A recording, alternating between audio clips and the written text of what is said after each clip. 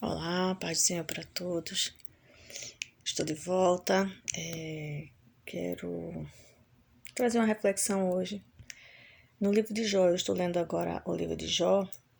Tem algumas coisas interessantes nesse livro de Jó que a gente conhece um pouco da história de Jó, né? Sobre a dificuldade que ele passou, a provação que ele passou. Ele é uma pessoa justa, né? Íntegra, e passou por tanta coisa e a gente às vezes questiona por quê. E eu ontem estava lendo o capítulo 29 de Jó.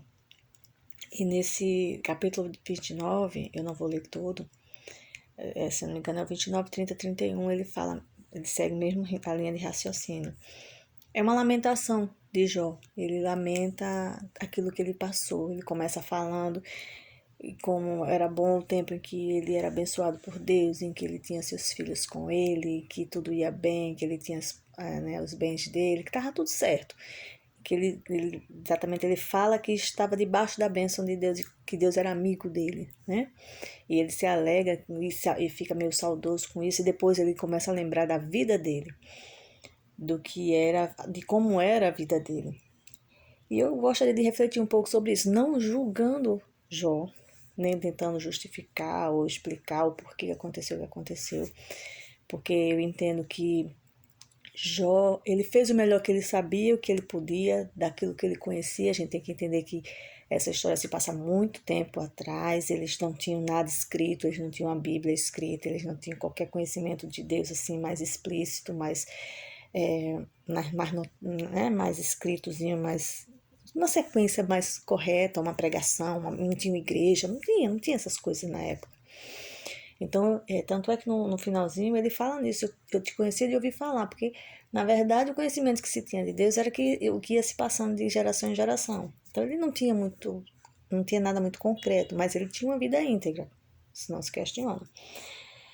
Mas, assim, nesse capítulo 29, a gente percebe que ele fala daquilo que ele vivia, de como ele vivia, de que ele era uma pessoa que como eu botei aqui, eu fiz um comentáriozinho rápido ontem, que ele velava muito por ter uma vida íntegra, uma vida correta, uma moral correta, assim, nos mínimos detalhes. Então ele fala, né, de que cuidava dos órfãos, das viúvas, dos estrangeiros, ele não deixava dormir na rua, que ele era uma pessoa sábia, que ele, sabe, ele fala tudo, toda essa história, que ele não se apegava ao dinheiro, que ele não era uma pessoa idólatra, que não adorava ídolos. Então ele se preocupava muito em ter uma vida reta, sabe, uma vida correta diante de Deus.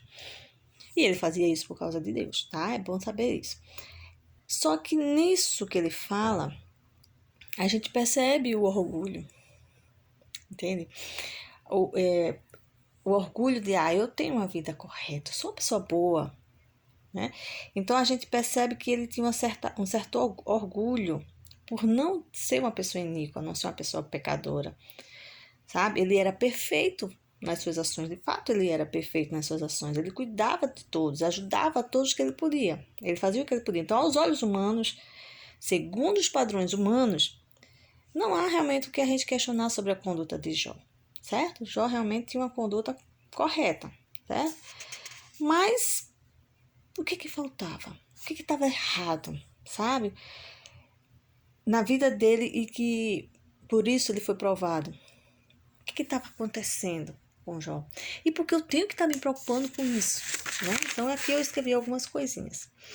Então, primeiro, por que eu tenho que me preocupar com isso? Porque na Bíblia nada está por acaso. Se tem essa história de Jó na Bíblia, não é só para contar a história de um homem sofredor. Tem uma lição por trás disso. E a gente tem que prestar atenção na vida dele. Não julgando, né? Mas aprendendo com ele. O que a gente pode aprender com a história de Jó? Só ter paciência nas lutas e provações? Acho que não é só isso.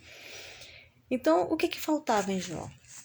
Então, eu botei aqui que exatamente o que faltava em Jó foi o que ele declarou lá no final do livro, no capítulo 42. Se não me engano, é o versículo 5, eu não anotei aqui. Diz assim: eu só te conhecia de ouvir falar, agora eu te vi com meus próprios olhos. Então, aqui Jó reconhece que ele não conhecia Deus, de fato, de verdade. Ele só sabia, sim, alguma coisa que alguém tinha lhe contado lá atrás, de algum conhecido, de algum parente. Ele não conhecia de fato, ele não tinha um relacionamento com Deus, né? Aquele relacionamento de pai e filho. Não, ele cumpria regras que ele aprendeu, ele seguia aquele roteirozinho para ser agradável a Deus. Só que esse cumprimento de regras e mandamentos, isso leva a gente a ser simplesmente religioso. É esse ponto que eu quero trazer. Porque é um cuidado que nós devemos ter, sabe? A religiosidade leva a gente ao orgulho. O orgulho de, eu sou bom. Eu cumpro minhas regras, eu cumpro os mandamentos de Deus. Mas é algo muito mecânico. Era como os fariseus na época de Jesus, algo muito mecânico. E não é isso que Deus quer. Deus quer mais do que isso, sabe? Uma vida íntegra, uma vida reta, uma vida correta, beleza, Deus ama isso. Deus não está dizendo que é errado. Tanto é que no capítulo 1, no versículo 8, Deus fala, Deus atesta que realmente Jó era íntegro. Só que Deus quer mais do que isso de nós. Ele não quer só que a gente tenha uma vida correta. Por quê? Porque isso nos leva ao orgulho, a achar que nós somos melhores do que o outro, achar que nós somos bonzões e que por isso Deus tem a obrigação de me abençoar. Sabe? Eu começo a achar que é um pagamento, eu estou fazendo isso por Deus, então Deus agora está me devendo a bênção. Sabe? Como se fosse uma questão de trabalho. Eu estou cumprindo minhas obrigações, agora cumpra a sua obrigação, que é me abençoar. E não é isso que Deus quer.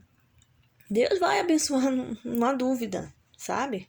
Porque aquilo que eu semeio, eu colho. Então, se eu semeio justiça, eu vou receber justiça. Mas Deus quer mais do que isso. E foi isso que Deus fez com Jó.